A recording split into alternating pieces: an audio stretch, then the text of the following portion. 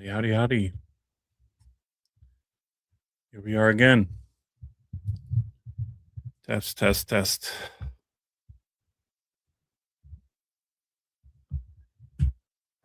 Here we are for part two. Review, preview, same sort of thing. Let's look back at some old episodes, talk about some material I didn't share, so on and so forth. Finally got this going. I'm going to try to knock out another 6. Good to see you guys. Old World McMac. Always good to see you, brother.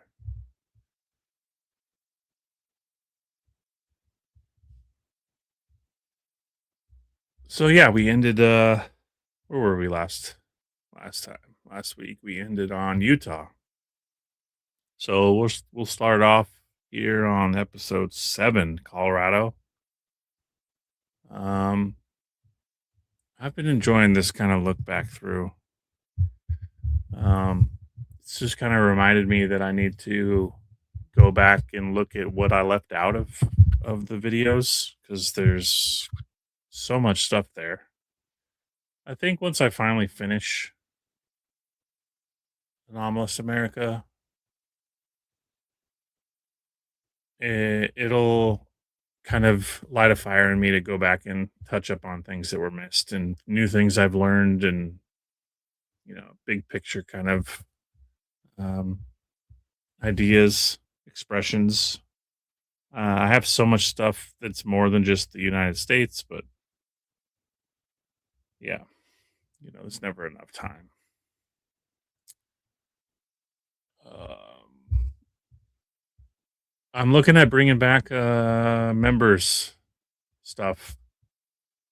So I have a members series kind of in the works. Some books that I feel like are kind of racy for YouTube and have it behind a paywall. So yeah, that's kind of something I've been tiptoeing around. I have quite a few books sitting in the background. I mean, that was kind of always the idea of the channel, right? Was to look at not only newspapers, not that I'm bored with newspapers or anything like that. Obviously, I love them, but there's just so much. It's endless. Oh, James, thanks, thank you, appreciate you. Yeah, thanks, that's amazing.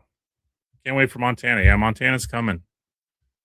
So Kansas is next, followed by Oklahoma. So Montana's in the next 5 for sure. And I've said this before, and I don't want to make any promises I can't keep, but we're looking at two Anomalous America episodes a month. So we will get through Kansas before the end of August, and then I go on vacation, taking the family to Disney World, spending some time in Florida for the first 2 weeks of September. And then I got taking a new position at my job. So that's going to kind of throw a wrench in my schedule and time frame and all that shit. So, um, Kansas for sure the end of this month. But as far as the schedule for next month, we're just going to have to kind of wait and see how everything plays out with school starting and so on and so on. But thanks, James. Again, I appreciate that. Montana's, I said this in so many of my videos, but the territory, people don't understand that a lot of states were squeezed out of territories. Like Oregon territory was humongous, and yeah, so the sweet spot of the 50s and 60s, 1800s is kind of gray. It's kind of a gray area for Montana, Wyoming, Idaho, as their borders were not defined until much later than a lot of the other states. But I still have quite a lot of stuff for Montana, so looking forward to it. Sherry, good to see you. Yeah, I'm glad that you catch a live. Yeah, I was kind of worried just because I had to postpone the last one. Um, one of my My oldest son wasn't feeling well, so had to postpone till Monday. What do we got in the works that I want to mention? Um, I have a really fun Kansas preview video that I've already finished pretty much. A big article about Kansas. Um, but yeah, let's not waste any more time and try to give a little bit of uh review or update on the situation with me and the channel and everything. But let's not waste any time. 36 of you here. Let's just get into it. Waiting for Pennsylvania. Yeah, I know you East Coasters. Delaware. Once I finish the Western states, I'm gonna get back across the Mississippi. I don't know exactly in what order. Likely, I'm gonna go along the Gulf. Gonna um, Alabama, Georgia, Florida probably will be where I go from there. But again, I don't know exactly. We'll see how I feel after I finish the next one. How many do I have? 5 more. So 2.5, 3 months right there. But hey, I still can't believe that we're 26 plus episodes in. So we'll get there, but it takes time for sure. Finding finding 2 hours in a week to do these can be quite difficult for me at this time. So doing the best I can to speed this process along. But like I said, we finished with episode 6. And for those of you that may not have seen the last one of these, we're just gonna do kind of a quick synopsis, read highlighted material from the channel from the videos. Um, that way people could just listen along and get some of my favorite shorter article forms and knock out a bunch of episodes in a quicker digestible format. And if it spikes their interest, they can go back and choose the longer form content. And just because it's been 3 years of these, I haven't seen a lot of this stuff in so long. So, but yeah, let's share screen.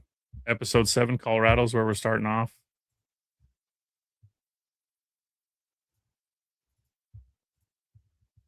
And if you don't know this already, you can further explore this material. I have a thread for every episode I've done. Some of them got deleted off of X. I'm missing New Mexico and one or two other ones. So that's kind of frustrating, but I put a lot of work into these and I just show pictures and then this is kind of where the shorter form content goes. Obviously, I have a ton of full page uh, articles that are saved in PDF forms. So you'll have to catch the full episodes for those. But this is again why we're just doing it this way because it's kind of shorter content here. But yeah, so again, if you enjoy what you see here, be sure to check out the full length episodes. But otherwise, let's just dig right in. I'm not going to really go over the pictures. You kind of get the idea of what I do here. El Jebel Temple. This is really interesting. I talked about this in an interview. I can't remember who it was with. Pretty sure it was the higher side chats. Um, but this is a crazy temple. The things they were doing here, things they were quote unquote reenacting. Very interesting. The Moorish architecture I touch on as well. Um, this was part of that same circuit as the Salt Lake Temple, where different leaders of the southwestern states were literally riding camels. They were like recreating, in a sense, this kind of Mecca trip, right? Very weird and strange. I talked about this in the Utah episode, but this is another one of those temples affiliated with that same group of people. Pretty interesting. Colorado, I've spoken on before how interesting Colorado is, especially from this kind of um, biogeological petrified Earth viewpoint. There's just so much here. It's Colorado was one of my favorites. Thank you, Sherry, for posting the threads there. But My brain cell, thanks for being here. Yeah, waiting for Pennsylvania, like I heard. Kimberly, Frederick, Andrew, Callie. All right, let's go. Here we go. First one. I don't really do this anymore, but I used to kind of do these AI pictures. But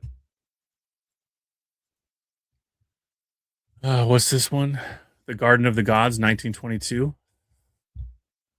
In the nestling vales and on the grassy plains which lie at the foot of the great white mountain that points the way to heaven lived the chosen people. Here they dwelt in happiness together, and above them on the summit of the mighty peak where stands the western gates to heaven dwelt the Manitou. In order that the chosen people might know of his love, the Manitou stamped upon the peak the image of his face, that all might see and worship him. And there each day the chosen people came to pray and worship, where the first bright rays of the rising sun embossed the image in their golden glow. There in happiness they dwelt, their realm extending just as far as they might see the face of Manitou over the hill and plain. And the land was fair, and the chosen tribe was envied by all the dwellers in the plains who knew not Manitou. One day the storm clouds played about the peak, and the image of the Manitou was hid.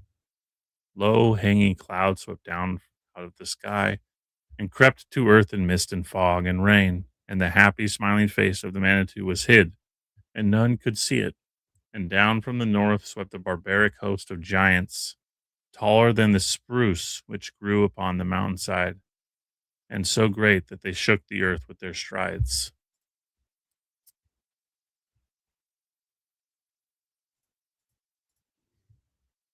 With the invading hosts came terrible beasts, unknown and awful in their mightiness, monstrous beasts that would devour the earth and tread it down. And as they came on, the chosen people were frightened, and in their fear they fled to the holy mount. For the sight of their titanic foes, they were as grasshoppers. As the invading tribes came on, the chosen people fell on their faces and prayed to Manitou for aid. They came to a pass, a wondrous miracle. The clouds broke away and sunshine smote the peak. And from the very summit, looking down upon the valley and the plains, appeared the Manitou himself. Sternly he looked upon the invaders, and as he looked, the giants and the beasts turned into stone. As then they stood, the giants stand today. Their scattered bands, now rock of red and brown, are found to the east and north, time worn and scarred, with legs deep buried in the drifting sands. Some bolder than the rest are near the mount, and some are far away in sheltered canyons, as if they sought to hide. Some hold their shields uplifted as if to meet the stony gaze of Manitou, while others, crouched in horror, were struck dumb and turned to stone where they stood. The beasts the giants drove are stranger still, big, clumsy elephants with clumsy trunks, camels and massive bears and timid deer, smooth, glossy beaver with flat, scaly tails, huge frogs and timid turtles. All were changed and stand today as they stood then. When living, they defied the Manitou. They covered all the valley, these living men and beasts now turned to stone. And if you doubt the story, go and see them standing there today as they stood then. Time worn and gray, they are from countless storms, half buried in the sweeping sands. And yet, if you look closely, you can see their forms. The giants and the beasts that hoped to steal the land, where dwelt the tribesmen who were far from who were our fathers, excuse me. When the white men came, they called the spot the Garden of the Gods, because they say the rocks are great and odd. But we who know the story of the race still call it Valley of the Miracle. For here it was that Manitou gave aid to save his chosen people and left there these rocks and forms of men, all turned to stone, as warning to all of us, warning who may sometime attempt to defy him and his commands. This is something I get a little deeper into in um, the full episode, but I talk about the correlations between this deity and several other tribes, but it actually spans the globe. This is an excerpt from a separate book I can't remember what the name of the book is, but again, you can check out the full episode. I cover it there. I question the appropriateness of the expression quite regular and intelligible laws. There is without a doubt, I should say, much that is unpredictable in the behavior of Wakanda or Manitou or Mana. And in any case, the means used to bring into play the mysterious power does not indicate the apprehension of a definite and stable quantitative relation between this means and the effects produced. The power invoked, therefore, is not a mechanical power, but a magical force. Irving King, in a chapter entitled The Mysterious Power, brings together the philolo- philological and other data bearing upon the subject. The terms Manitou, Algonquin, Wakanda, Sayu, Orinda, Iroquois, Mana, Melanesian designate a non personal power or potency considered to be the basis of all natural phenomena. The same notion is found among the Australians. It appears in particular in the use of the Sheringa or bull roarer. So this one is so important. And here's some cool images, photographs actually of the valley.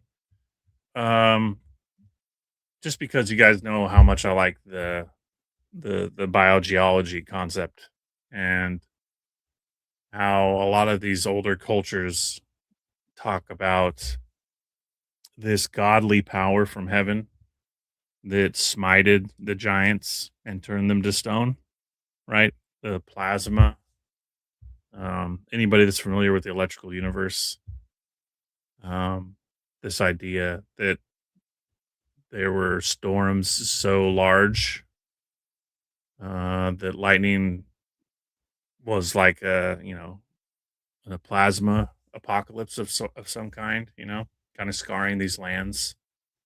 Think of the Grand Canyon and well, yeah, the idea that our past was, giant 8-foot giants hold nothing in comparison to these kind of ideas.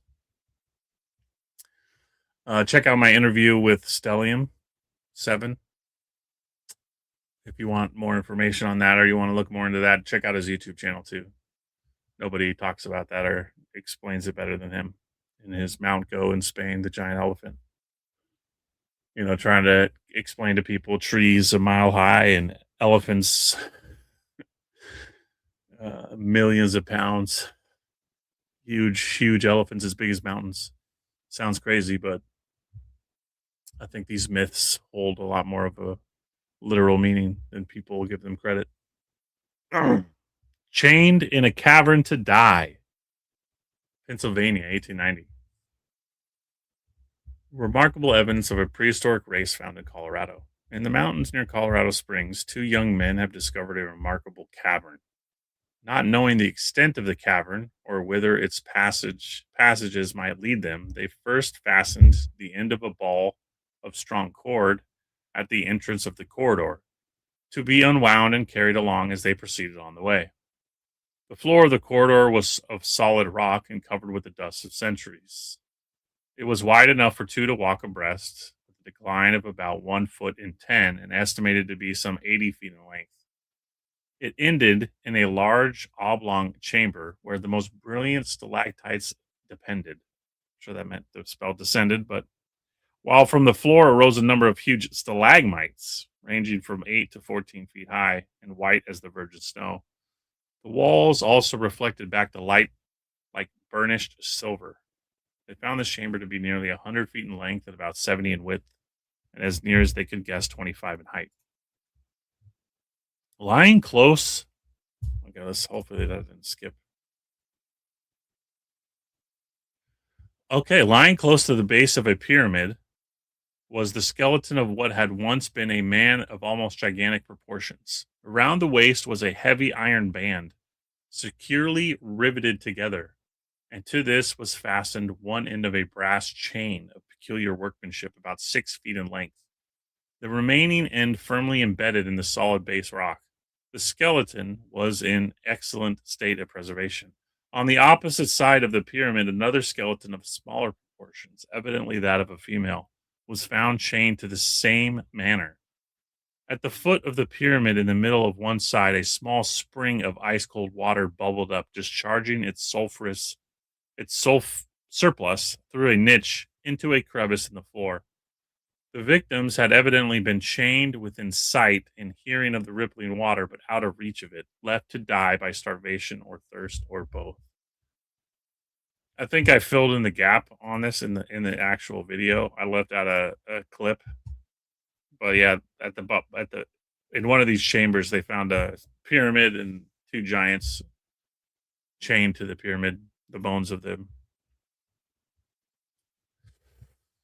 Ancient Colorado, 1877.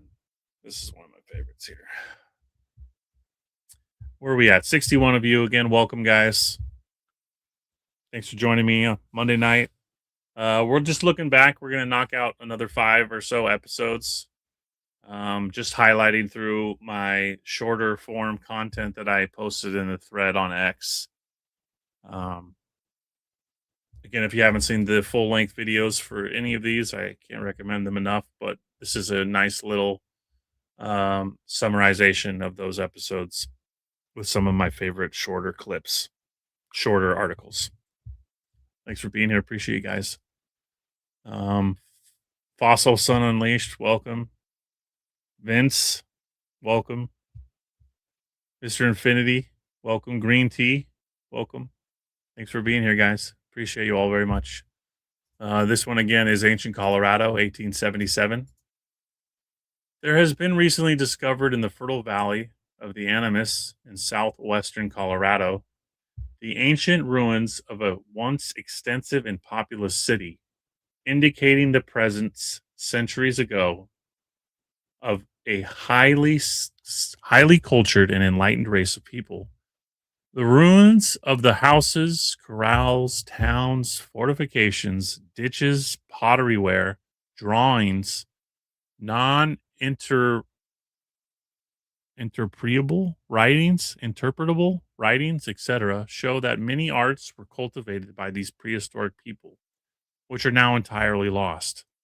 Their houses are built of the most every kind of stone, from small boulders to the finest sandstones. This valley has been covered with buildings of every size, the two largest being 300 by 6,000 feet and about 300 feet apart. Okay, so two buildings, 300 feet by 6,000. Two of them.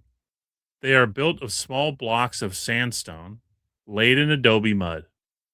The outside wall being 4 feet and the inside wall from 1.5 to 3 feet thick. Can you imagine again? Two buildings a mile long with walls several feet thick. I mean, this is a greater construction feat than Giza by a mile. I've talked about the massive buildings in the American Southwest, and this one takes the cake.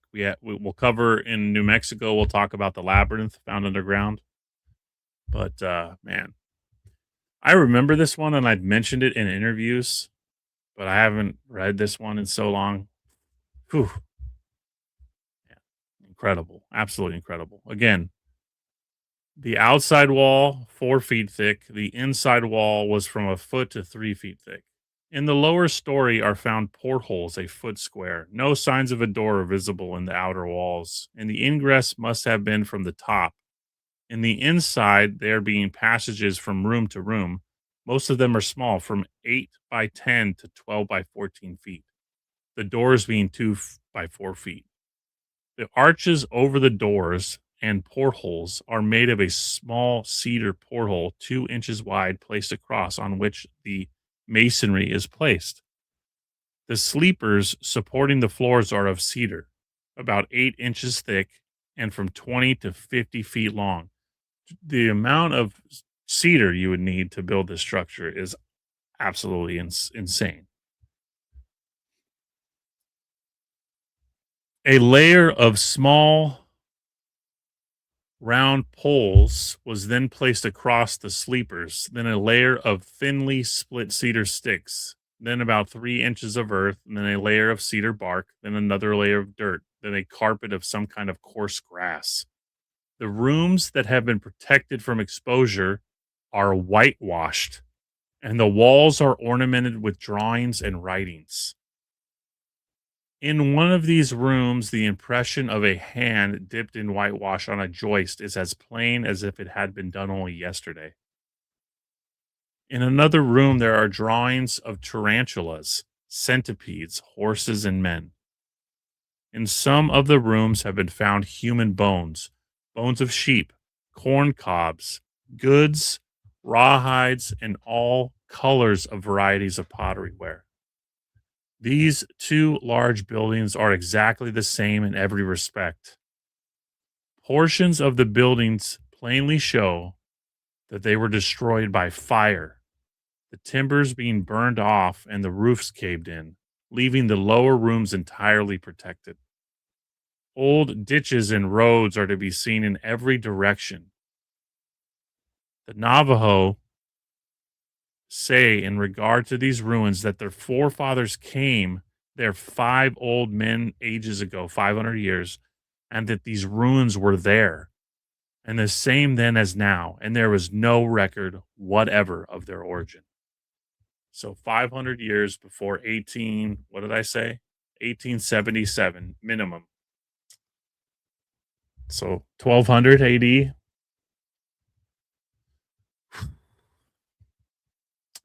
That one just makes my skin stand up. Forgot again. That's why I love doing this. Going back through these two buildings over a mile long, with walls 4 feet thick, with who knows countless amount of rooms. The walls being whitewashed. Incredible.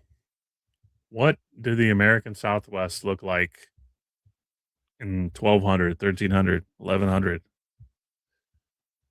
Oh, if only, we're trying to rebuild the idea, right? You got to use your imagination, but pretty incredible place, I'd say. Is this Baron Nordenskjold? 1891. A report that he has been arrested in Colorado for despoiling cliff dwellings. For years past, thousands of tourists and deer hunters have visited those portions of Colorado where there are ancient cliff ruins. While there are many ruins in New Mexico, the most interesting are on the Ute Indian Reservation near Ignacio, Colorado. This was the place selected by Baron Nordenskjold of Stockholm, Sweden, to pass a few weeks and send to his native country some Colorado novelties. A dispatch received here tonight from Durango says the Baron of Stockholm, Sweden, was arrested last night by Deputy United States Marshal Sergeant, charged with robbing the cliff dwellings on the Ute Indian Reservation of relics. The information was furnished by Agent Bartholomew, who came from Ignacio for this purpose.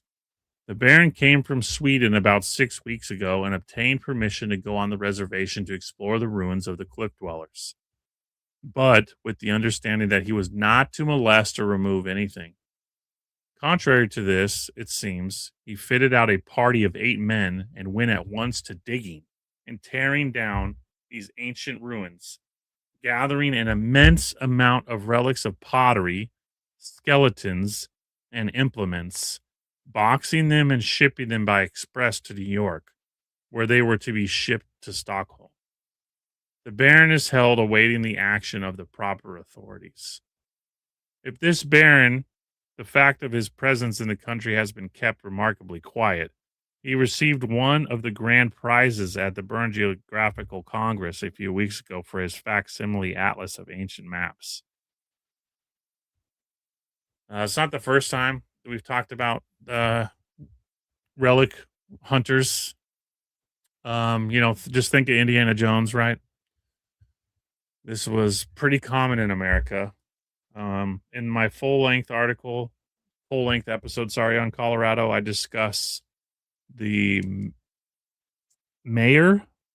Gosh, I can't remember who it was from representing Colorado or a city in Colorado petitioning the federal government because the Smithsonian was stealing and robbing graves, just like this gentleman was. The Smithsonian. This is an actual official in Colorado petitioning the federal government to do something because the Smithsonian was stealing relics as well. And we've covered a few other um, dukes and people collecting relics from American mounds was the big one. I can't remember the exact state. I want to say it was either Louisiana or Arkansas, um, and also another one in Indiana. So, what was so special about America that European royalty were taking 6 week long trips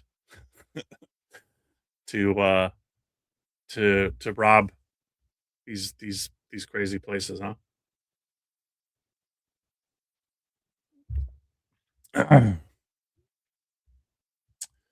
The Colorado Stone Giant.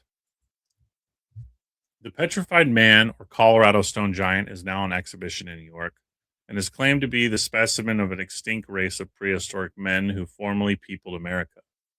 The figure is 7.5 feet long and of 600 pounds weight. The features are of a decided Indian type, high cheekbones, low retreating forehead, and an enormous posterior cranium. Enormous posterior cranium, okay? Elongated. The right arm is bent and hand laying upon the breast. The bones between the wrist and the fingers and the bones with their process are said to be true to nature. The left arm rests on the left leg, which is drawn up, and the flexor muscle bears a scar.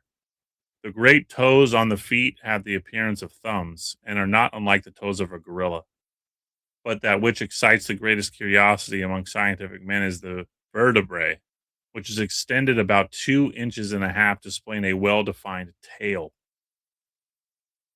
This tail is not believed to be projected by the shrinkage of the muscles, for in the case it would have a flat, arrow shaped form. It is about 5 inches long, round, about 1 inch in diameter, and with a conical termination. On Friday evening, a large gathering of scientific men, among whom were Professors Ogden and Charles, and many others, blah, blah, blah. Oh, tons of people. Visited aquarium and made a close and careful examination of the petrifaction. The stone man should be brought to the city and submitted to the scrutiny of our medical experts, then no better than whom is found in this country. This is one of those that, again, without the context of the hundreds of these I've shared over this period of time, that there were a lot of really odd skeletons. Cyclops, 6 fingered, 6 toes, dual rows of teeth, horns, horn skulls, even winged skeletons with wings. Monkey, orangutan is what they called them, monkey-like skeletons.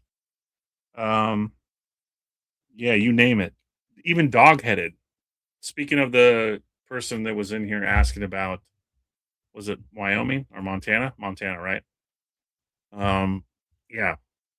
One of my favorite mounds excavated was in Montana, and they found dog-headed men. The whole mound was filled with dog-headed skeletons. But yeah, one of many odd skeletons for sure. This past moon, welcome. Thanks for tuning in. Appreciate it. Glad you enjoy the work. Mr. Mountain Beast found stuff in America hidden in Grand Canyon. I don't doubt it. Which one is it? Is it Utah or Arizona? Anyways, any of my American Southwest episodes, I get into the Grand Canyon. I can't remember if it was Utah or Arizona, but I have some pretty good ones about the Grand Canyon that nobody's ever talked about before. So definitely check those out. Yeah, thanks, Peter.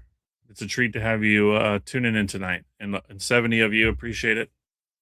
I'm glad you're here. Again, we're gonna do probably one more here in Colorado after this, and then we're gonna hop into New Mexico. Yeah.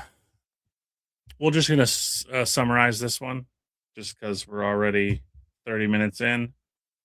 And yeah, interesting fossils. 1876 in the Garden of the Gods, a reptile 117 feet long. So remember the Garden of the Gods that even the uh, Native Americans of the region say that it was a land of giants and titanic monsters and man that were petrified by the sky god Manitou. Um, has a Medusa vibe, but yeah, I have quite a lot of really incredible fossils. In fact, actually, we'll finish off with a fossil one here. There's so many good ones in Colorado, so it's going to be, I don't want to spend too much on every state, so we can at least get through 5 of these tonight. But a reptile 117 feet long, exposed by rain, several 100 pounds of bones removed, another animal 10 feet long. In the stomach of the 100-foot monster were petrified nuts, larger than a pine cup, a much milder climate. Yeah, I forgot how good this one is. Oh my gosh. This one is another perfect example of what I covered so much in Alaska when I talked about the vapor canopy, and that when we want to try to make correlations between this kind of megafauna period and man, right? Again, we're often given these 100,000 plus timeline, 200,000 period, and how they've used this kind of dinosaur motif to stretch timelines. Um, but yeah, here we are again with giant nuts and fruits that are petrified, giant animals, right? In the same region, the um, Garden of the Gods. But yeah, the petrified nuts in the stomach, that's so key. I mean, and that they're as big as a pint cup is crazy. Hickory nut, butternut, pecan, a variety of Brazil nuts, and the almond. One which seemed to belong to the Brazil nut family is considerably larger than a pint cup. These, as well as the animal fossils, would seem to point to a much milder climate than even the most enthusiastic admirers of Colorado can claim for it now. Canaanites. The dude snuck in the canyon parts off limits. Gotcha, buddy. Gotcha. I think I've seen something like that. I mean, obviously, I'd love to do it, but it's not a risk I would ever take. It'd be fun to chase some of these articles for sure.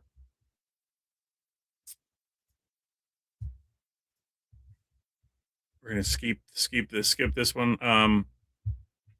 This one they talk about.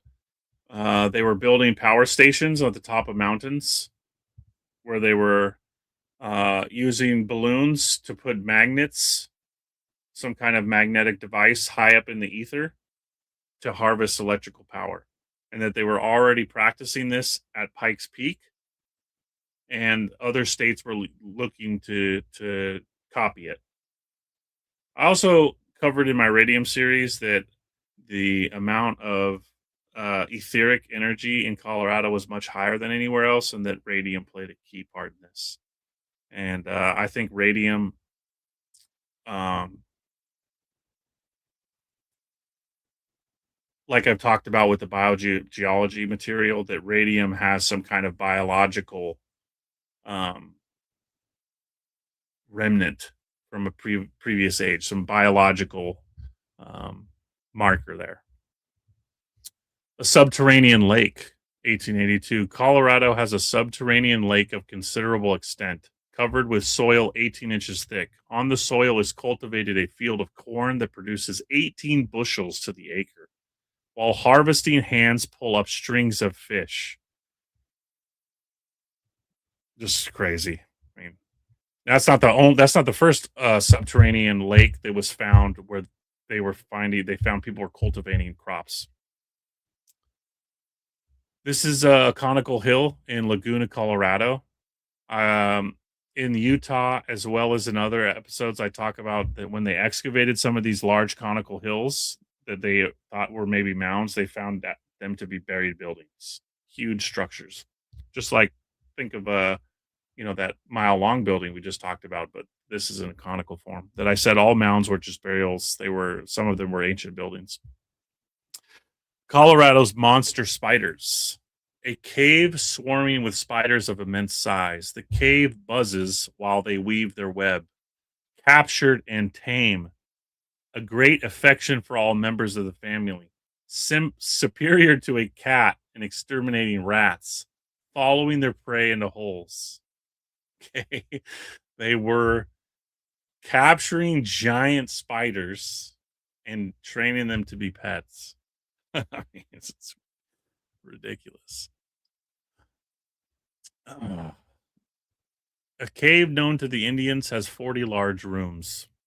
Colorado's newest underground cave, already known to contain 40 rooms, will be explored further to view the establishing its availability as a national monument.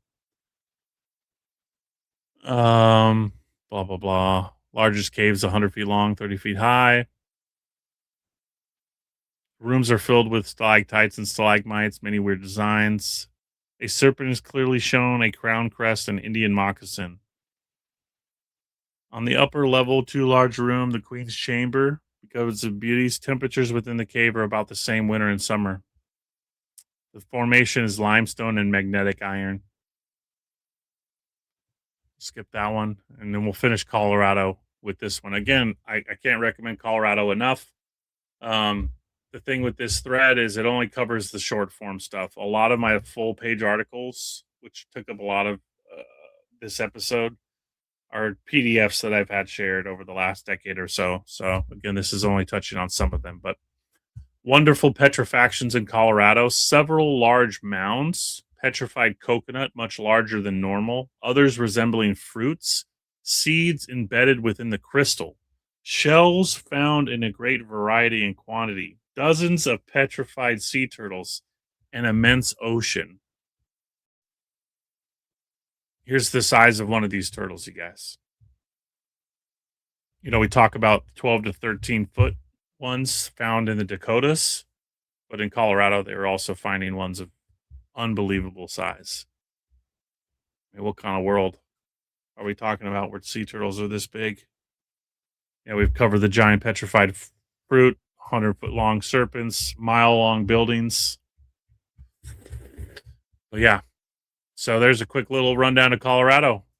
Again, another one of my favorites. We're gonna hop into New Mexico. The whole thread, for some reason, was deleted or removed from X, which is frustrating. But you know, no need. You got the episode to check out if you want to get further into that. This one correlates quite nicely with some of the stuff I was talking about earlier.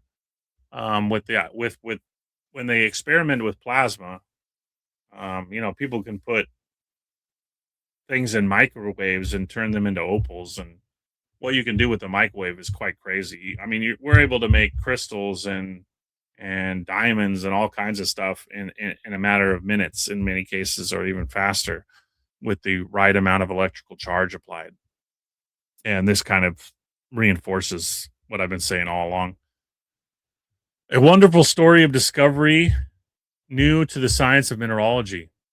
Wonderful stories are those that come from New Mexico concerning an excitement over mineral discoveries said to have been made in the vicinity of an ancient Spanish mission of Abiquin. It was established in 1550. The copper deposits, which are now attracting so much attention, are said to have been worked for 2 score years until in 1590 the Spaniards were driven out of the country by natives. This was the result of an uprising on the part of the natives who had been male peons or slaves by the conquerors and forced to work on the copper deposits. Numerous old tunnels and the ruins of an old furnace are regarded as confirmatory proof of the legends regarding operations here in the early days of the Spanish invasion and occupation of the country. Abiquin is 50 or 60 miles northwest of Santa Fe, and the nearest railway point being Espinosa and southern terminus of the New Mexico branch of the Denver and Rio Grande Railroad. From Espanola to Abiquin, the distance is 30 miles to the westward. All manner of stories regarding the nature and importance of these deposits are current. One of these is reproduced. Something entirely new to the science of mineralogy has been unearthed during the last 6 months. It is a forest of logs petrified into rich copper ore that averages 60% copper and 30 to 40 ounces of silver to the ton.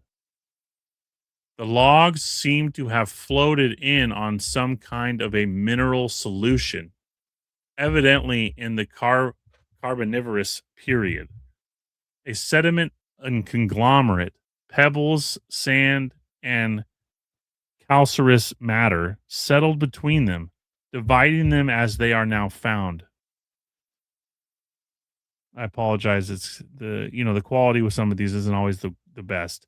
The seam of conglomerate is about 30 feet thick and extends on both sides of the canyon, a distance of 8 miles each way.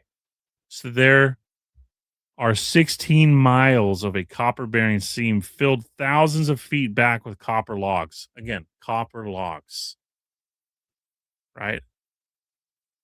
All of the mining of today, the terms the terms are given: seam, vein.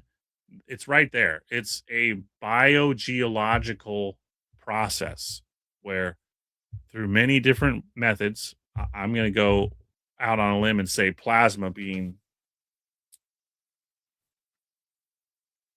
the most prevalent that I cover, at least in my material, converted substances like these trees into 60% copper per ton. I mean, that's insane. That's crazy. 60% of this petrified tree was pure copper. So when you think of massive mining operations like the one we talked about in Michigan, where they're getting millions of pounds of copper, how large was that organic? How large was that tree? And we've talked about not just trees being converted into copper and silver, but also they find petrified giants. In California, I covered this one, where they found petrified skeletons or petrified bodies, I'm sorry, of giants that were converted into silver and copper and other minerals. Also, the giant trees. I've covered trees over 1,000 feet tall, found below ground, found laying over or sticking straight up. Standing petrified forests are real things. They've found them many times while digging wells, digging for coal, so on and so forth. Where was I? Okay, 16 miles of copper bearing seam filled thousands of feet back with copper logs. There is about 600 feet of sand rock above them and shows the great antiquity of the copper formation. Some of the logs have already yielded over 2 carloads each. There are logs over 4 feet thick. At first, it was thought that the little branches and knots of the trees were only small pockets of copper, and little attention was paid to the canyon. It was only when its true nature was discovered that it began to boom and now full of prospectors, many of whom already have several carloads of ore to ship. Oh, okay. Look back at some comments, which I do about poor job. The radium series is the best. I wish there was more. I have a few left, Kyle. I have a few left. So there's a little bit to come. I'm going to get more into kind of scientific literature with the radium stuff. I have a few more articles with radium, but there's not much left. I told you once World War I was gearing up. Radium pretty much disappeared for the most part from newspaper articles. It was locked down by the government. The Germans were kicked out of America. The Germans were operating all of the radium mines in America pre 1925 ish, and yeah, the Nazis were hoarding radium. They were collecting radium all around the world, and they were caught stealing it from many governments. So I've covered most of what I have in relation to other works, but there's a little bit left. So, stay tuned for that. No timeline, but there's more to come. I'm from Central and North New Mexico. Well, welcome. Thanks for being here. I wish I could give more than a thumbs up. Oh, thanks, man. Just tuning in. The town is Abiqui. Wonder if they changed the name or if that's a typo. My parents were married there. Okay. Yeah. Well, I mispronounce things all the time, or the spelling is changed. It's it's a log. Log. It's big. It's heavy. It's wood. Okay. Yeah. That must be some kind of nursery rhyme or something that I don't know. But yeah. So really, really a special article, just because you rarely ever get the specificity that this one gives you. 60% copper and 30 to 40 ounces of silver to the ton. I mean, that's pretty insane, you guys. 30 to 40 ounces of silver to the ton, 60% copper. Imagine finding a tree. I mean, plenty of you, I'm sure, have seen like the petrified forest of Arizona, but petrified forests have been found in every single state. You know, some of absolutely titanic tree sizes, 800, 1,000 plus feet.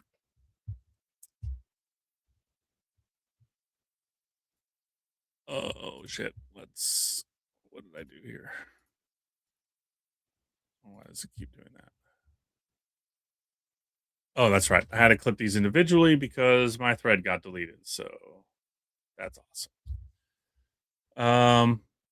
What do we got left? Okay, this is one of my favorites. So we got to make sure we do this one. Okay, and that's a big one.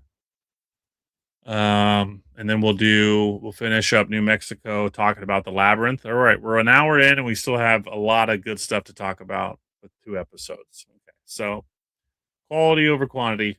We're going to do as many states as we can, but as efficiently and while respecting the material as we can.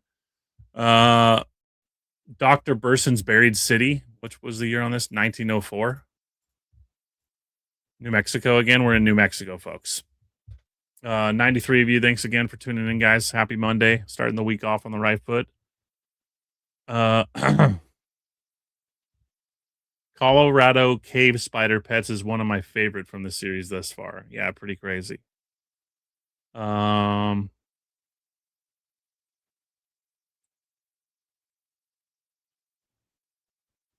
a correspondent says New Mexico is covered with buried cities. A.M. Swan writes to the Albuquerque Journal Democrat as follows: the alleged find by Professor Burson of a buried city near El Paso is, if true, no matter of surprise to any person who is familiar with the archaeology of New Mexico. Professor Longermeyer is correct in saying that there are numerous buried towns all over New Mexico. These towns and many isolated structures belonging to the same people can easily be distinguished from Pueblo ruins, as they are better constructed, often being of well dressed stone, laid in ashlar work with cement joints, and walls generally plastered with the same cement. Again, different from the Pueblo ruins. There is a large town buried at San Mateo in Valencia County, one of the buildings of which was partly exhumed by Juan Amado Chavez, who discovered it by accident.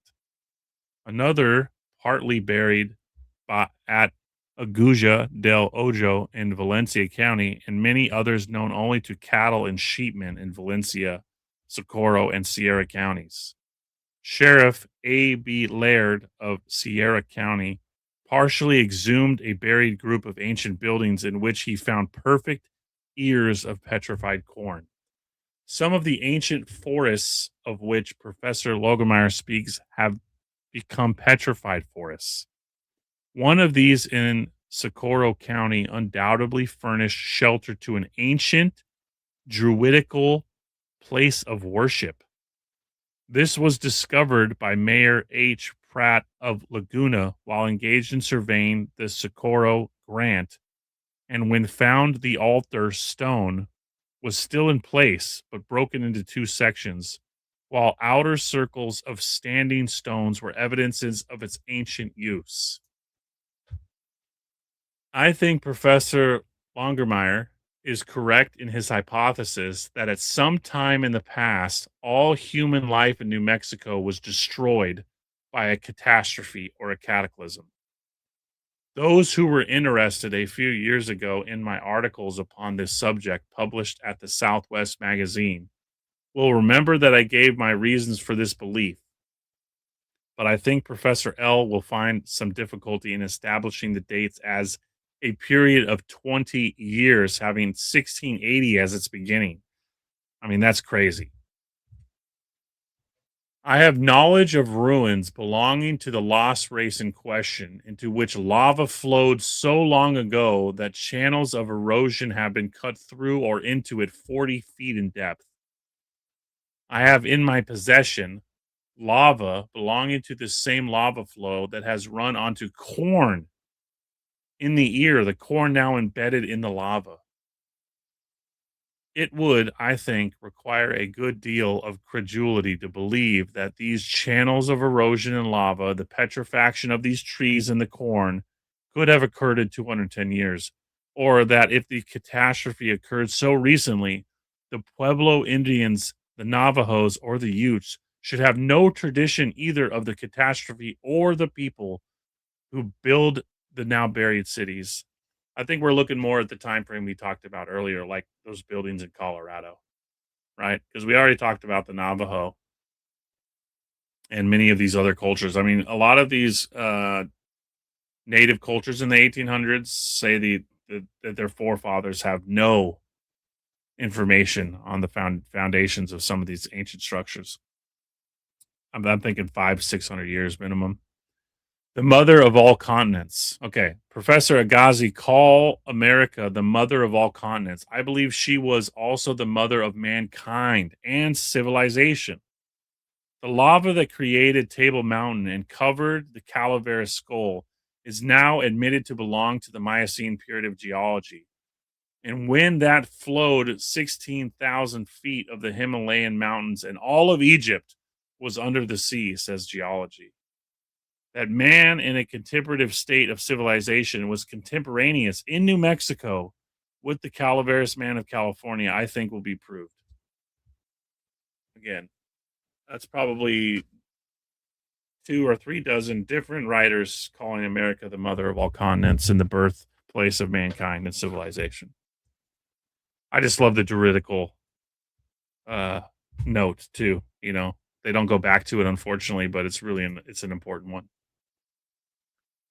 I should have pulled up this whole PDF. It probably would have been easier to read, but this one's huge. I did I covered the entire article, I believe, in the New Mexico episode, but I also did a separate video. Maybe the separate video. Um, yeah, Sherry, if you're still here, if you don't mind linking this one. Um, let's look at it really quick. Throw myself back up here again. 90 people. Thanks again for tuning in, guys. We're 1 hour in. We're knocking out New Mexico, revisiting some material. I'm looking up a playlist real quick so I can get um so I can look up something real quick. Where is it?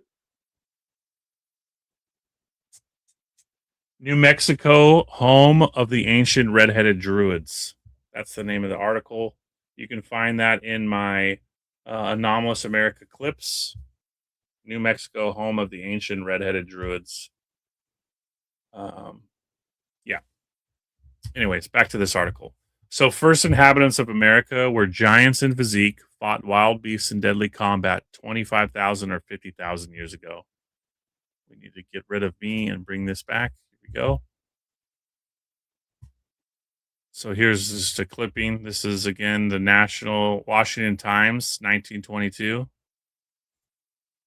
Warrior Emperor Tigrinus tomb reveals that the first redheaded people in all history dwelt in America, and that strange basket makers of prehistoric Utah were a kindred people to his tribe. Might be a buried city near me in Montana down on the Flathead River. I think they're everywhere, certainly. Many of them have been deconstructed. That's exactly what we talked about in Arizona, especially Casa Grande. Casa Grande, um, they openly talked about hundreds of train cars, hundreds over the course of I think 15 years of bricks, hundreds of train cars of bricks, and they were repurposing them like they did, like I talk about in Mississippi. Will we get to Mississippi? Probably not. In Mississippi, we'll talk about the Great Wall of Mississippi and how they had used it to build many of the buildings in the capital. You know, tear down a wall and reuse this perfectly cut stone to build a building in the city.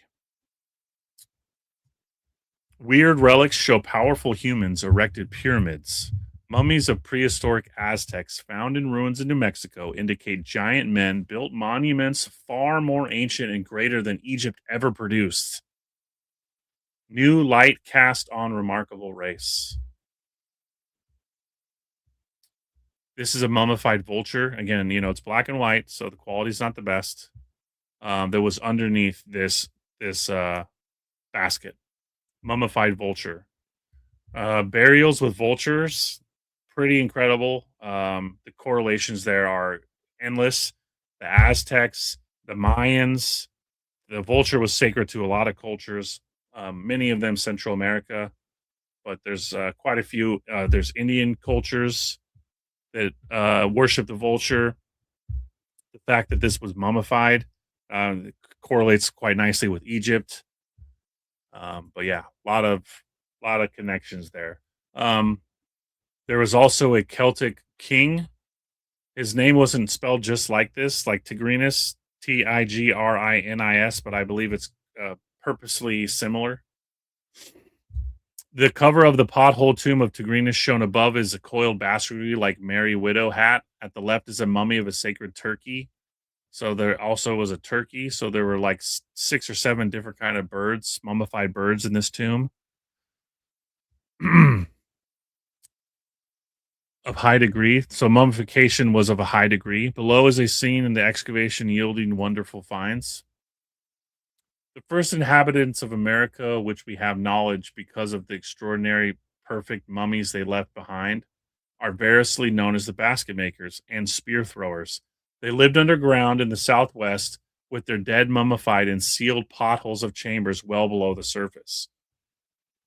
Now, this is also what I've said. Is it below the surface or was it below the surface post that event they talked about? Remember, they talked about fire and destruction, and that many ground floor being several levels below what is now surface level.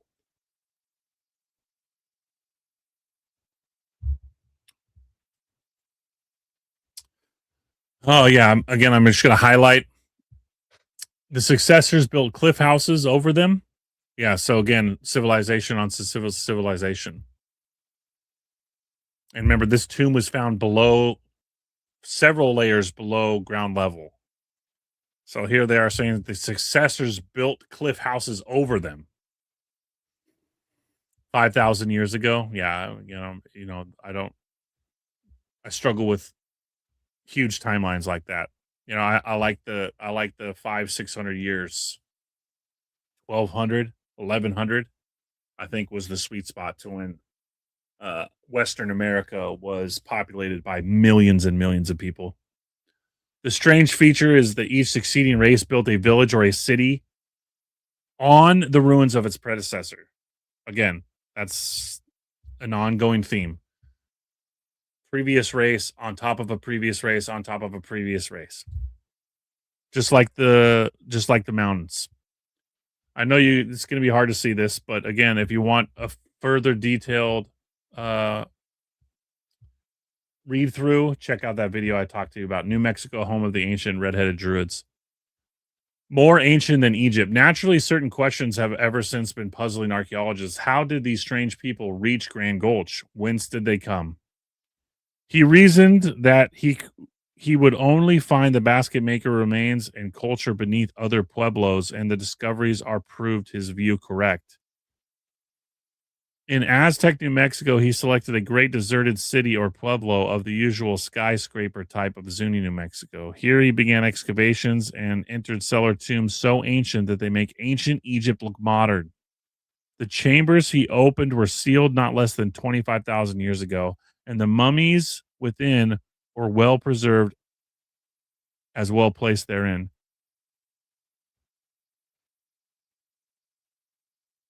Cedar beams, smoked brown ceilings, just like those buildings we were talking about in Colorado. Walls of stones marked with quartzite pebbles. The room was a tomb of a gigantic warrior emperor who lay in solitary state against one wall immediately back of the recessed altar in the painted room. The body was that of a venerable giant, 6 feet 4 inches high, who towered head and shoulders above the average men of his tribe. Death came to the stalwart defender of the village when he was in the prime of his life and in the height of his glory. The mighty frame had been wrapped in a mantle of feather cloth and enshrouded with a mat of woven rush stems. Back of the body, there were 4 magnificent pottery bowls, a cup, and a basket. Upon the skull rested a large spherical vase with a neatly fitted cover, both exquisitely wrought and ornamented. Within easy grasp of the right hand were the wooden handles of 2 stone battle axes, and by them a half knife of quartzite, as well as chips of flint and prongs of antler, the latter materials and implements for arrow making. A circular shield 3 feet in diameter, unlike anything previously found in Pueblo ruins, covered the warrior from thigh to temple. It is an example of coiled basketry technique, the most primitive known, but unusually thick and strong. The outer surface had been coated with gum and thickly spackled with flakes of mica. When held in the sunlight, due to the numerous reflecting surfaces, the great disc would have shone with dazzling brilliance, perhaps sufficiently intense to have confused the vision of an archer who sought to drive an arrow through the shield of flesh behind it. Of 13 mummies found in adjoining chambers, this mummy was of an old woman who had been wrapped and bound in unusual burial position and then placed in one corner of the room. A stout splinter from a broken ceiling timber had been hewn to a point and driven completely through the pelvis and well into the earth beneath. The gigantic warrior emperor of the basket makers is well named Tigrinus. Dr. Wesler informed me that we have here the actual founders of the Aztec and Bonita culture. Bonito. Unless later excavations prove differently. Tigrinus must stand as the first emperor of the founders of the Aztecs, who later and wonderful structures adorn central Mexico, in a line extending towards the Yucatan. The basket makers, of which the Emperor Tigrinus was a symbol, were a Tahitian or red-haired race. At least all the mummies so far brought to the American Museum have reddish, wavy hair. If they were the founders of the Aztecs must be assumed to have been the first Tahitian-haired people on Earth, of which we have knowledge. Their hair color and cross-section show positively that these first Americans never migrated here from Asia, a land straight black-haired people. Again, I'm skipping ahead, okay, guys? So check out the article or the video for long form stuff.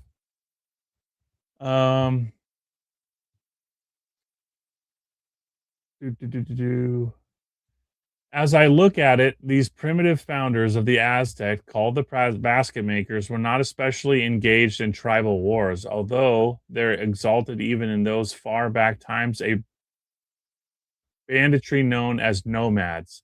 I assume that proves that the prowess of the gigantic warrior emperor and principally directed against wild beasts of the time.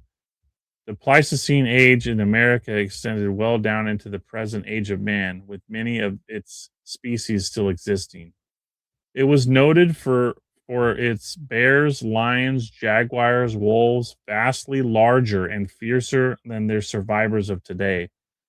The lions of those days were as large as modern oxen, and not the cowardly creatures we know as mountain lions. The bears of the time, elephant in size, and were not the timid berry eaters of present. Yeah, so again, this is a huge, huge article. They built the first pyramids. The rooms were plastered and in brilliant white and ornamented. This goes back to, again, those massive buildings in Colorado. That's the same group of people. And just breaking down the structure, the population required. Can you imagine what the population would have been like to build two buildings identical in size, over a mile long each? Just unbelievable. Um, there was one more. Let's go here. Over 100 of you. We're 1 hour in. Thanks for tuning in tonight, guys. Brett, hey Brett, good to see you. Thanks for being here. Impossible to know how many civilizations have preceded us into oblivion. 100%. It is impossible to know, but many. And what I like to touch on so much, and I think so fascinating, is that many of the cities we inhabit today are literally standing on we stand on the shoulders of giants. No pun intended. And just kind of doing the best I can to piece the story together. Uh, yeah, doing the best I can. We're gonna find one more here. I want to talk about the labyrinth found underground in New Mexico before we move on to Nevada. And I think we'll probably end there. We're an hour and 10 minutes in. Maybe not. We'll see. Nevada's a pretty good one. I wanted to get at least through Texas, but Texas is also very dense. So we'll see. Um, for those of you that may have missed, I am bringing back some members content. I just want to really reward those people that have been members and are members now or becoming members. Um, I'm diving into a kind of this is a book that I wanted to do a long time ago. It talks about comets and eclipses and Earth shape and all kinds of stuff, and it's just a little safer behind a paywall. Um, but yeah, so anyone who's interested in a member or is, by the end of the week, I'll have part one of my book series for that. But let's do this, Homer. We're gonna dive into this.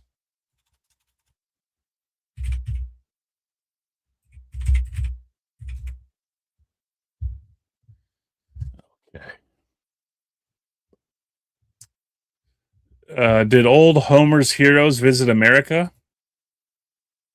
Puzzling discovery of the ancient Cretan labyrinth symbol among civilized Indian remains in our southwest suggests prehistoric voyages the Homeric Greeks to this continent. I have another video where I actually go into the discovery of the actual labyrinth itself. The labyrinth was actually a maze leading probably to a subterranean temple where a bull god was worshipped and where human sacrifices were made at his altar. Its name is derived from the Greek word labis, meaning a double axe. Labyrinth is literally the place of the double axe. Remember what we just talked about. Sir Arthur Evans discovered why it was so named when he found on its walls and pillars scores of pictures of the labis or double axe, which seems to have been a symbol as holy to the Minoans as the crescent to the Mohammedans. Minotaur simply means the bull of Minos, or perhaps the king bull, because the rulers of I should know what this is, a Greek city, Knossos, were all called Minos, just as the rulers of the Egyptians were called Pharaoh. Out of these two circumstances were built the whole story of the wicked man bull that ate up girls and boys. The wanderings of Ulysses described by Homer prove that the Greeks of the Homeric age were great voyagers, and many have reached America. The picture is Ulysses and Sirens. Seen from a gold signet ring of the Minoan age, showing priestesses and peculiar female type of that age. A maze designed on the island of Gotland in the Baltic Sea. Plan of the labyrinth cabinet, a variation of the mystic pattern which appealed to the savages and civilized men. The Troy town pattern as it appears on a Navajo blanket. Discoveries under an age-long ruined palace in Crete, which may prove in part, at least, the Greek poet Homer's strange story of the mysterious labyrinth and the hideous man bowl.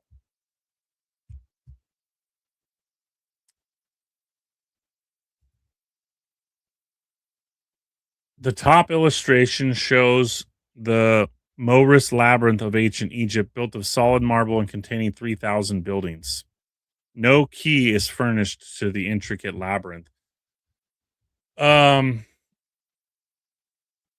this sounds outrageous, right? And you wouldn't imagine anything like this could be built anywhere outside of Egypt. But considering just some of those buildings that we've discussed through, what are we on? This is New Mexico's number eight, I think.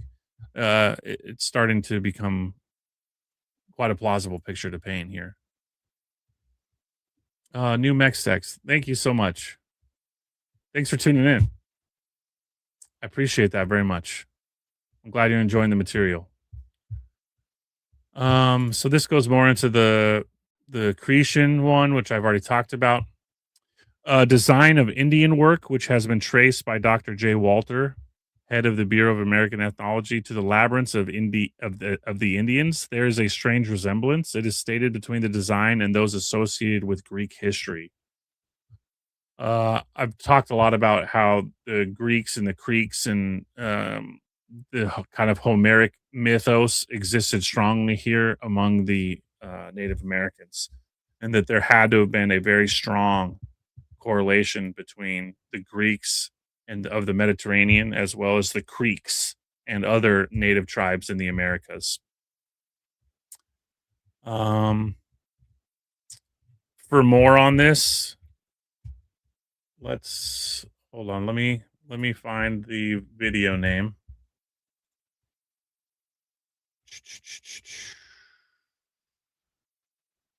America, BC. I think it's America, BC. Nope. That's what happens when you have almost 300 videos. You can't even remember. Buried Empires. That's one.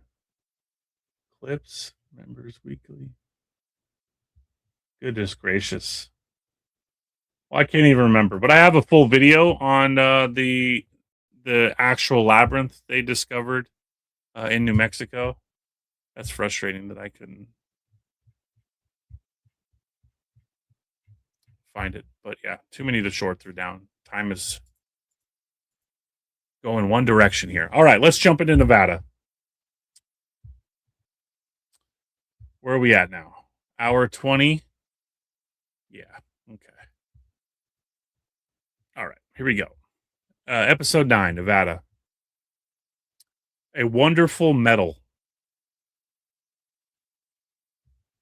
From time to time, Nevada shows up with luminous shrubs, traveling stones, petrified coral, prehistoric men and animals, mineral soap, and other wonderful products. And now she is credited with being a necessity to the airship, as to the Oroville Register says. It will be remembered that some years ago, a man discovered a wonderful metal in Pine Nut, Nevada. This peculiar metal was contained in clay, and the man accidentally discovered it by using some clay for a bank to his stove. Some hours after building a fire in the stove, he found that the back had disappeared, and in place of it was a clear white metal with scarcely any weight to it. Now, the man who discovered and used the metal was in Oroville yesterday. In fact, he has been here a number of days. He does not wish his name to be published, but we met and talked with him for 15 to 20 minutes. We do not know, of course, whether he has anything to do with this mysterious airship or not, but if there is any truth to the report of the wonderful metal discovery, it is possible that he has kept the secret and used the new metal in constructing this wonderful floating ship. In a live video some years ago, I kind of went down the rabbit hole here when I was talking about the radium airships and some of the airship clubs Nimsy of Southern California, and correlating some of this with these kind of odd minerals. Um, but but yeah, it's a good one there. Prehistoric reservoirs found in Nevada Valley, 1925. A series of six immense reservoirs believed to have been constructed about 50,000 years ago have been discovered in Spring Valley, Nevada by members of the Cosmographic Society. The reservoirs are triangular and range from a few inches to 60 feet in depth. The retaining walls are about 800 yards long and are feathered back into the hillside. The walls are from 6 to 25 feet thick and are believed to be composed of granite covered with debris. The huge tanks overlook a once fertile valley where coal deposits have since been found. So remember what we talked about with coal. So a huge valley where they find coal. Well, all that is trees or biological, predominantly tree, but can be many other things. It is thought by members of the society that the reservoirs were used for irrigation. Claims that the reservoirs resulted from glacial action have been denied by the Cosmographic Society, which points out that no trick of a glacier can construct six perfectly symmetrical masonry formations. Isn't that funny that they're even saying stuff like that in 1925?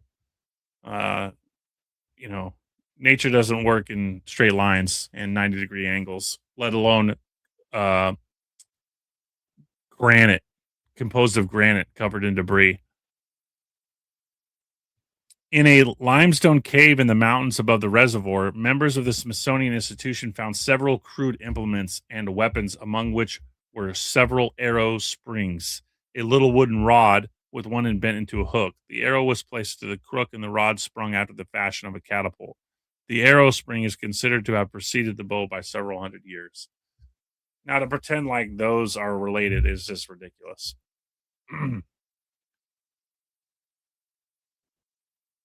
A UFO crashed in Aztec, New Mexico in 1943, 2 years before. Yeah, I mean, I talk about UFOs a lot, and I think it's this technological group from California and Nevada, NIMSY related. I go into more detail in Nevada, in the Nevada underground, the deep underground bases of Nevada. Hieroglyphics at Lehman Cave. It is evidently probable that Nevada will soon have the most spectacular natural park in the world from both a scenic and scientific viewpoint. Discoveries made Friday of two caverns about 2.5 miles from Lehman Cave, which show signs of ancient hieroglyphics, are now being excavated by a crew of 5 men under the direction of Dr. B.F. Shapel and Dr. Peter Franzen, both of the University of Nevada.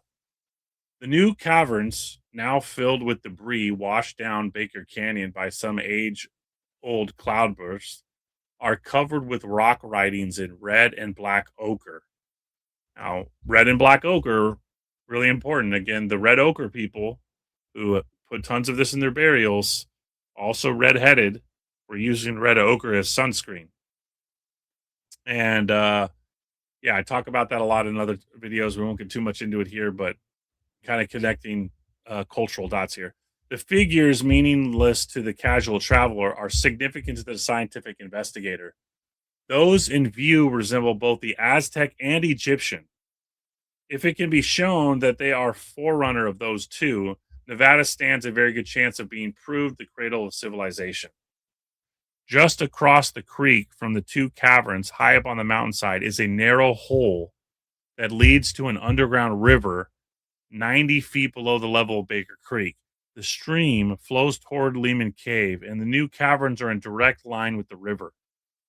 When the excavations are completed, it may be found that several units comprise a complete underground city. If this is so, Nevada can sit back and laugh at other so-called wonderful natural parks, while travelers from all over the world flock here. In other words, Nevada will have been the Garden of Eden within its borders. We covered that a lot with these natural national parks and underground tunnel systems. Anybody familiar with 411? Definitely look into that.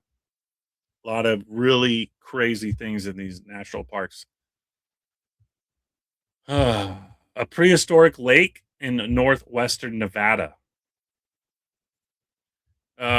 This is a post I made a long, long time ago. This is from a railroad map showing Pyramid Lake, Upper California. Nevada was within the California border at the time, but this is Pyramid Lake, Nevada. Let's go look at it right now.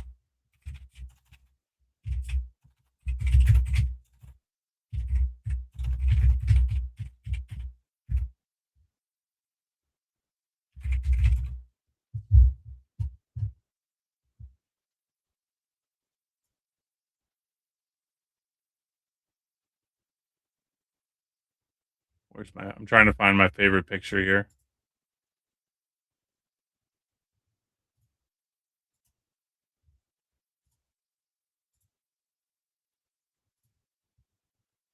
Give me 1 second. Here's a good one. Okay. Let's do this. And okay. How do I change it?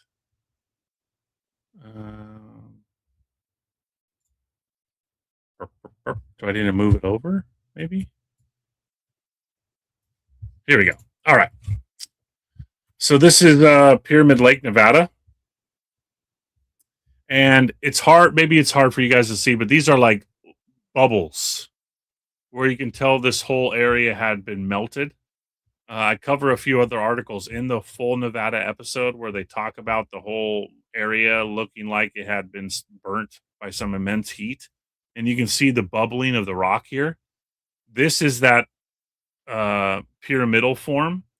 This is pictures from 1867. Kind of showing you again what I just showed you in the article here. Where was I? Gosh darn it. Right here. This is the map. It may be hard to see. Pyramid rock in the lake rises 600 feet. Okay. And extends down into the water.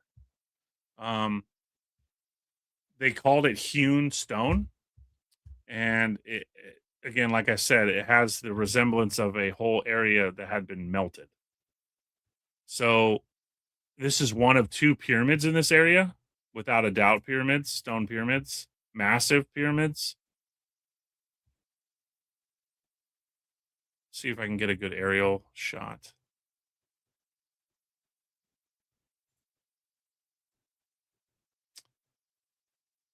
No, that's not. That one's preview. Here's a great example. But again, they say it goes. They can't find the bottom of it under the lake here, and described quite plainly as a pyramid.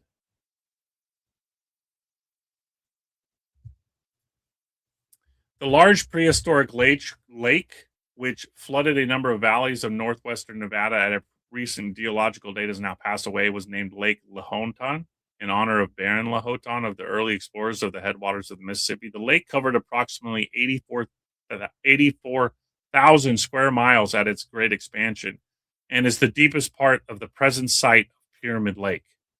It was at least 880 feet deep. That is, its surface stood approximately 500 feet above the present water surface of Pyramid Lake. The ancient lake had no outlet. So essentially, we're saying, again, in that article, they measured 600 feet of the pyramid stuck out of the water. And they're saying that it was at least 880 feet deep. That is, the surface stood 500 feet. So there's probably another 380 feet of that pyramid that goes down into the water. The ancient lake had no outlet except one that led straight up, its water being displaced evenly by evaporation. A large area a few miles north is covered with sand and dunes formed since the disappearance of the lake. The dunes are fully 75 feet thick, and their steeper slopes are on the east side, thus indicating the whole vast field of sand is slowly traveling eastward. Fast forwarding, and many of these ridges are marked in the most curious manner by the footprints of animals, which form strange hieroglyphics that are sometimes difficult to translate. On July 14th, the enterprising traveler states, we encamped on the shore opposite a very remarkable rock in the lake, which had attracted our attention for many miles. It rose, according to our estimates, 600 feet above the water, and from point we viewed at present, a pretty exact outline of the Great Pyramid of Cheops. The accompanying drawing presents it as we saw it. Like other rocks along the shore, it seems to be encrusted with calcareous cement. This striking feature suggested a name for the lake. I called it Pyramid Lake. And though it may be deemed by some a fanciful resemblance, I can undertake to say that the future traveler will find a much more striking resemblance between this rock and the pyramids of Egypt than there is between them and the object from which they take their name. The elevation of this lake above the sea is 4,890 feet, being nearly 700 feet higher than the Great Salt Lake, from which it lies nearly west, and distance about 8 degrees longitude. The position and elevation of this lake make it an object of geographical interest. It is the nearest lake to the western rim of the Great Salt Lake, is to the eastern rim of the Great Basin, which lies between the base of the Rocky Mountains and Sierra Nevadas, blah, blah, blah. So anyways, even when, this drawing is like from 1844, and this writing is a caption of that. So even in 1844, this guy's saying that it looks exactly like the Pyramid of Cheops, and it resembles much more of the pyramid than people would think. And the fact that you can even visit this today is the crazy part. Yeah, and then the calcareous cement encrusted. Yeah, some kind of insane event. This is a good one. Where are we at here? Hour and 32 minutes. Okay, we're just gonna get through Nevada. Which again, holy shit, I forgot how many I had here. That's a plenty there in itself.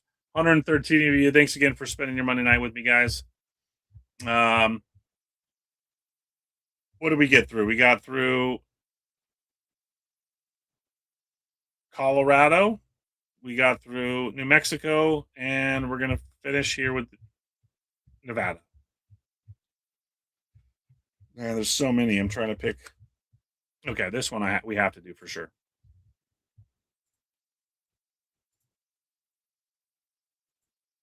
I'm curious why I didn't do the whole article here. Okay, from this, it is evident that the trainer pulled the beast out of the mud. Oh man, that's frustrating that I didn't include the whole thing. Oh, here we go. Carson footprints. Yeah, this is a great one. A gang of convicts quarrying sandstone in the prison yard at Carson, Nevada, were the pioneers in a scientific discovery which intensified the excitement in California scientific circles caused by Professor Whitney's celebrated Pliocene skull. The skull itself provoked a small breeze, but the later event provoked a whirlwind, which scattered the scientists far and wide. In the summer of 1882, the state felons of Nevada unearthed a prehistoric promenade, so to speak, which placed the wise men on their mettle and gave California a mighty boost in the scientific world. So just remember that territories, right? Nevada, maybe not a state at this point yet. While quarrying stone on the shores of Lake Washoe, the workmen uncapped a sandstone spur belonging to the Miocene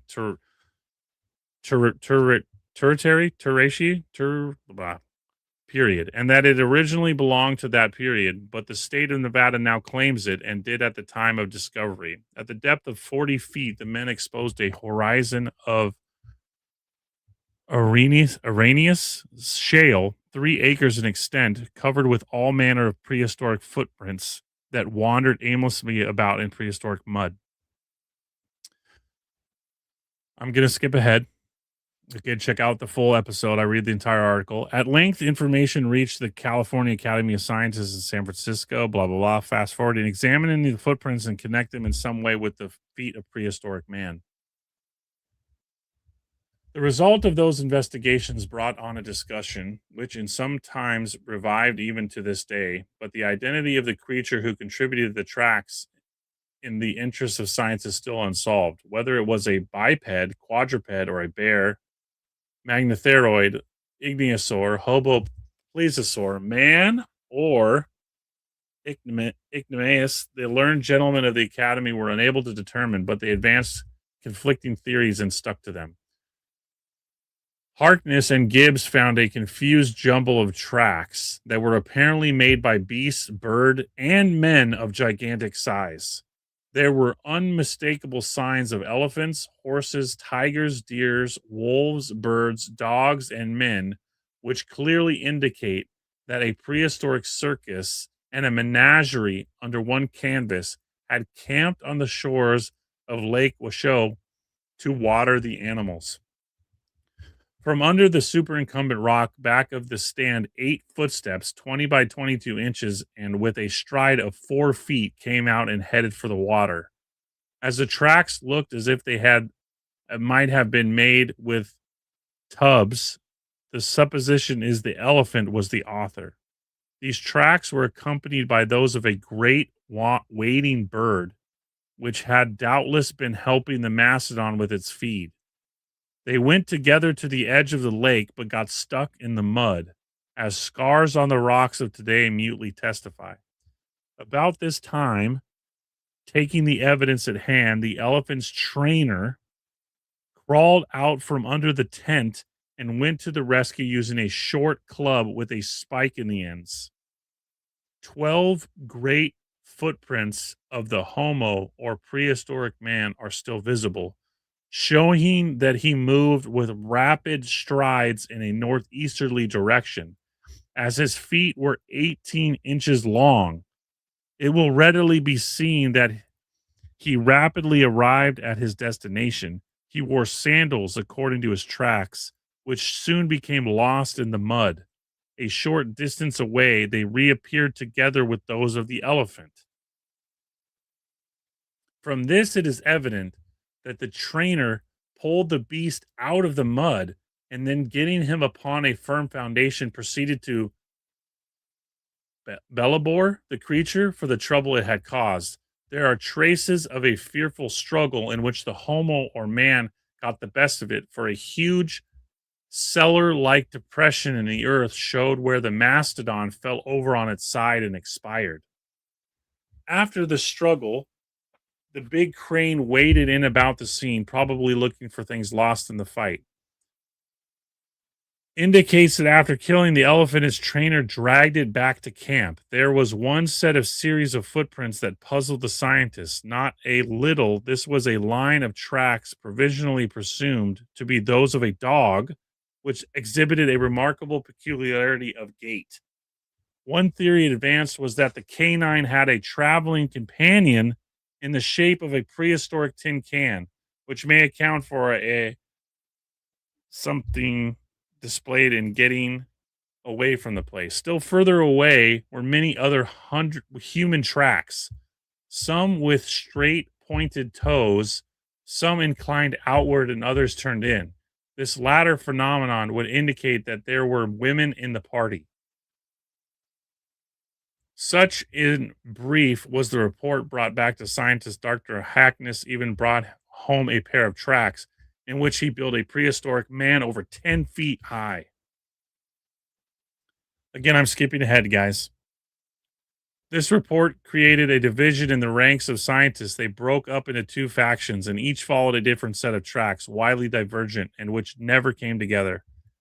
Professor Davidson clung to the sloth or quadruped theory, and with his friends kept hot on the trail. Dr. Hawkness and the other side remained loyal to the Homo and perpetuated his memory with a pair of plaster of Paris feet that weighed half a ton. Friendships of long years were sundered, and the strife at one time threatened to cripple the cause of science in California, all because the prehistoric man grew whiskers on his heels. Crazy. Whether man was hunting this elephant or what, but incredible one. So much there. Yeah. So man was accompanied by a dog, human tracks. Crazy.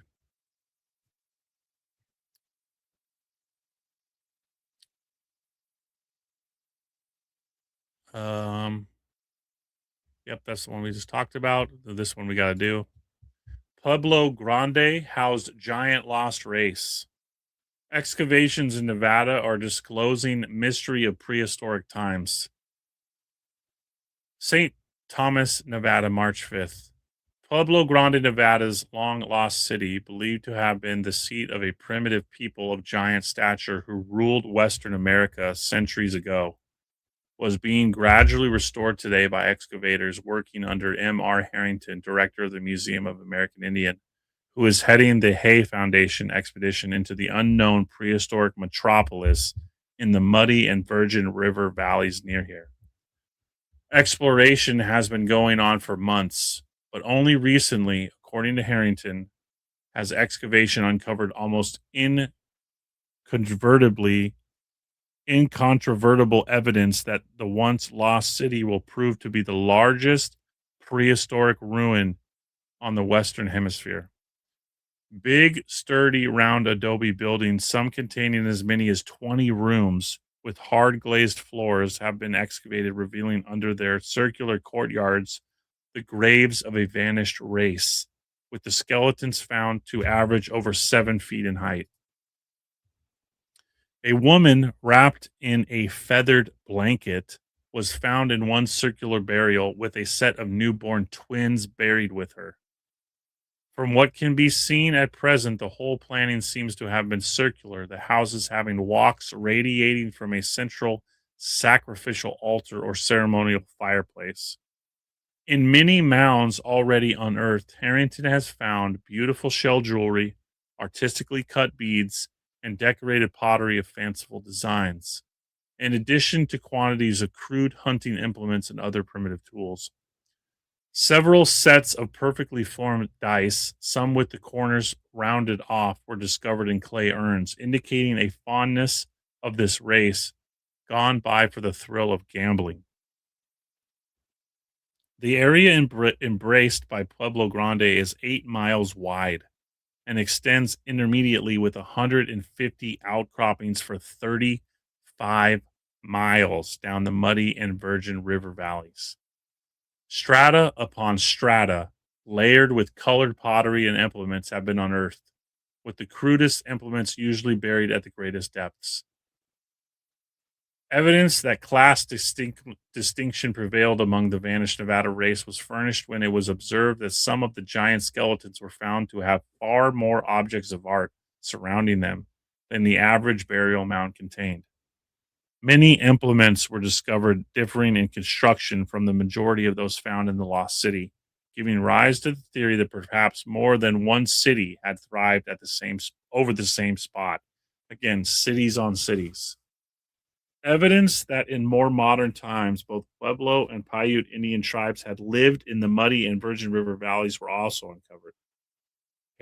Harrington said he expects to continue his excavations until the riddle of Pueblo Grande has been completely solved. Civilization on civilizations. 1, 2, 3, 4, 5. There's just so many good ones too. 111. Hour and 44 minutes in. We can knock some more of these out real quick. I'm going to speed up a little bit, guys, so get ready. Again, if you want more detailed, check out the full episode. Adam and Eve were Nevadans. Due to the find made near the Lehman Cave in White Pine County, which has given rise to the theory that Nevada might have been the site of the Garden of Eden, Nevada is due for extensive notoriety, judging from the samples of publicity that have already appeared on the coast. Nevada as the Garden of Eden. Silver State uncovers some evidence that Adam and Eve were sage brushers. The world has been speculating for a good many ages as to just where it was that Adam and Eve settled down. It was generally conceded that the Garden of Eden was not a landmark of the Western Hemisphere until an enterprising Chamber of Commerce of Northern California let us into the secret that there was evidence it was not far from Shasta. No one ever dreamed that a time would come when Nevada would dispute Shasta's claim and bid for fame as the site of the old homestead of the original members of the human race. Nevertheless, the Nevadans believe they have found evidence in Lehman Cave, which abounds in caverns with hieroglyphics and Egyptian pictographs on the walls, which archaeologists declare prove conclusively that Nevada was one of the cradles of civilization. Exploration and excavation in the cave are expected to disclose that ruins of ancient cities that were buried ages ago by some mighty convulsion of Mother Earth. There's been no dispute that a race of people whose history has been lost once were masters of all they surveyed hereabouts in Nevada. But the Silver State has never previously made claim of being the hunting ground of the ancient Egyptians or the home of Adam and Eve. If the contention of the explorers of Lehman Cave prove true, we will be forced to admit that the Garden of Eden was a far different place from what we pictured it, or that it has changed considerably since the serpent convinced Eve it was perfectly all right to pick the apple and coax Adam to take a bite of it. Oh, absolute gold. Love these shows. Thank you so much. Um,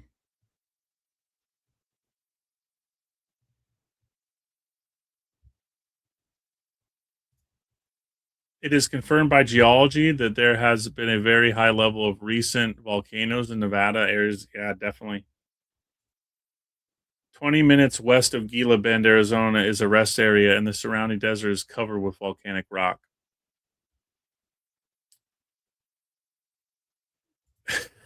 Uh,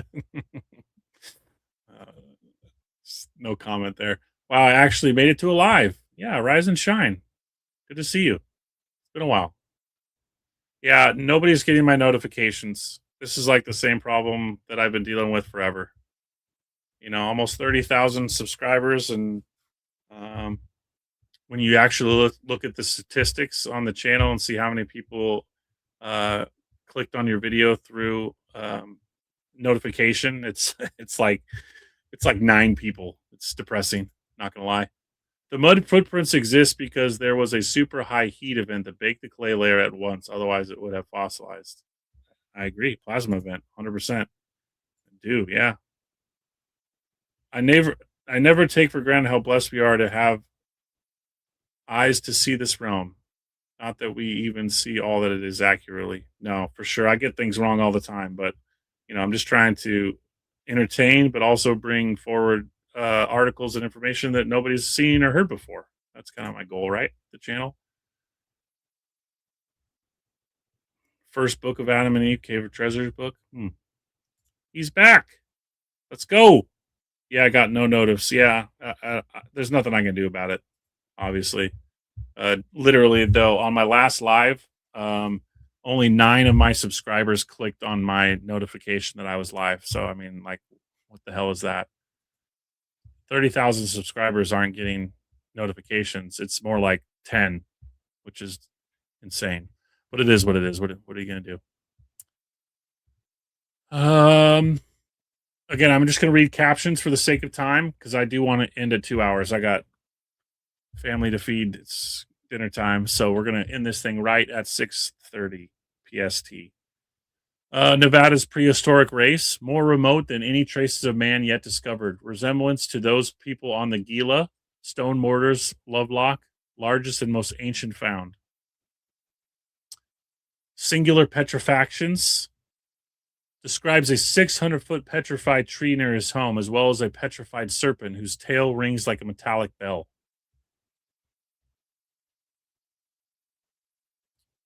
Okay, this one we got to touch on. The Bikini Truther, Nevada in the house. Thanks for the $2. Appreciate it. Thanks for just tuning in. Donations mean a lot. Love you guys so much. YouTube shows bans your excellent content. Shadow ban. Yeah, yeah, definitely.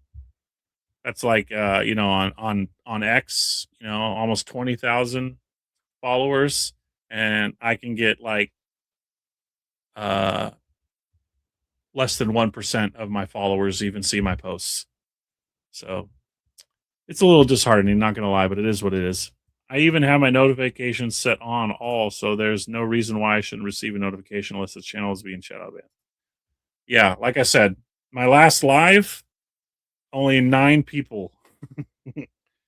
uh, I mean, that's 9 people clicked on the notification. It doesn't tell you how many people it was sent to, but single digits is pretty crazy. But anyways, 3,000-year-old record studied. Fighting red-headed Indian tribe denoted by 10,000 well-preserved specimens from Nevada mountain cave. So this is probably something a lot of you have heard of, but if not. Preserved for 3,000 years under debris in a bat-infested Nevada mountain cave, the records of an extinct race are being studied by the University of California anthropologists. 10,000 specimens recovered from the grotto in a remarkable state of preservation are now regarded as chronicles of a fighting, red-headed tribe of American Indians who were exterminated while Europe was still a wilderness. The cavern is known as the Lovelock Cave, a shelf-like niche in the hillside formed thousands of years ago by the wave action of an ancient lake, long since disappeared. The vanished body of water is known to geologists as Lake Lahontan. The cave near Lovelock, Nevada. The cave is about 22 miles southwest of Lovelock, Nevada. The people who inhabit it are vaguely mentioned in Paiute Indian legends as cannibalistic savages devoid of fear who were annihilated in a 3-year war with the Paiutes about 1000 BC. Mentioned in the Paiute legend as Saduka, or Tule eaters, the auburn-haired tribe was credited with strange powers. According to legend, they were able to leap into the air, seize arrows that were shot at them, and turn them back at their attackers. They were exterminated, it is believed, in a fierce charge against the cave by the enemy. It is thought that the sudden extermination may account for the preservation of so many possessions of the ancient people. The relics have been kept by the dry Nevada climate and are in a state of petrifaction comparable with that of relics found in Egypt and Peru. Among the objects discovered, some of them buried under 14 feet of debris, were profuse tactile material included basketry and matting, wooden implements, weapons, and sandals. Professor A.L. Krober of the University of California declares the material almost wholly pre-Caucasian, having a resemblance of the native culture of California in historic times. He termed it immensely valuable because of the richness of the whole series of objects discovered. Prehistoric Nevada, 1891. On the face of a cliff at a height of 100 feet from the base are engraved the following characters. Won't go into this one, but it was a Latin inscription. Fishing line made of hemp, hooks made from bird bones, probably wild duck. Several decoy ducks were unearthed, so cleverly done that they look as natural as today. So hunters were making decoy ducks, and they found them buried in this cave. Ancient ruins. Okay, we're going to finish with this one. 2 minutes left. Here we go. A correspondent of the New York Tribune, an account of the Morgan Explorer expedition to southwestern Nevada and Utah, says 50 miles from Reese River, we found the country well timbered, and in some places the valleys were susceptible of irrigation. A few enterprising farmers had already settled in one of the largest of these, which they had named Cedar Canyon. Snipe, plover, and quail were abundant, and our mess table was well supplied with them. At this point, we bade adieu to civilization.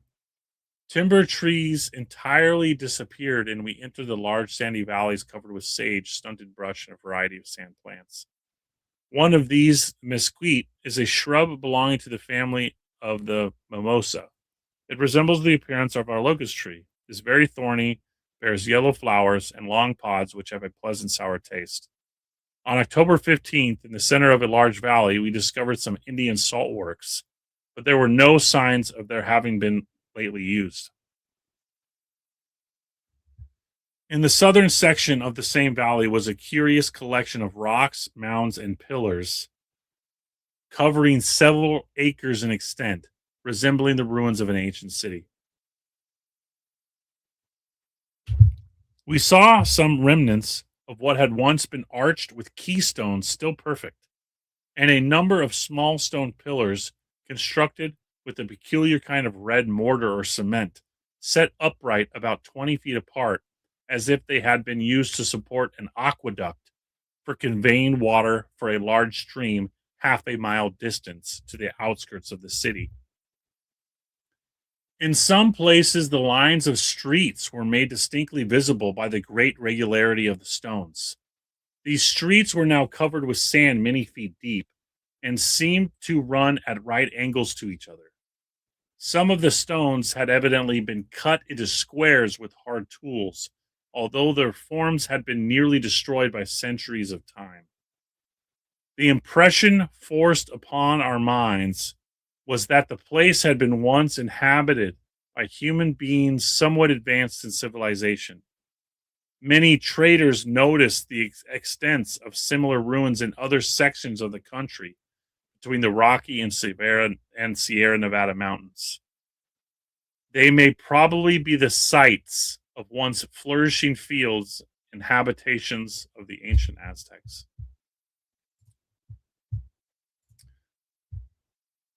Well, there it is. Wrapping it up. That's Nevada in a synopsis. Again, you can find all these on my X account. You just search Anomalous America, and they'll pop up, or episode 9, episode 8, blah blah blah blah blah. And you can read through these on your own, watch the episodes, the long form content, so on and so forth. But yeah, so next part 3 we'll do, so you can see how much I had ready to go. Part 3 will be Texas, Louisiana, Mississippi. Probably a few more depending on time, but that's where we'll go next. Broke about almost 120 people tuning in. Pretty grateful on a Monday night. Kansas, Anomalous America Kansas preview should be out by the end of the week. No later than Sunday. Also, my members. I got some content coming for my members. Super grateful to have the members I do. And yeah, want to take care of them and kind of get back into do some members only content. So if you're a member, great. If you're on the fence about being one, there's quite a bit of material there. I think there's at least 10 member only videos. But yeah. So thanks for spending 2 hours of your Monday with me. Appreciate you guys very much. Be sure, if you haven't already, to check out the longer form videos. And I'm going to keep knocking out these review videos. Having fun looking back at these articles that I haven't read in several years and completely forgot about. But yeah, hella stoked for Oklahoma. Yeah, 2 episodes away. I'm pretty excited for it too. Peace and love. Thanks for the hard work. Thanks, Green Tea. Love and appreciate you. Appreciate you guys. All the great comments and views and everything. Tuning in lives. 2-hour lives. It's a long one. But yeah. So again, have a wonderful week. And until next time, have a great day, guys. Good night.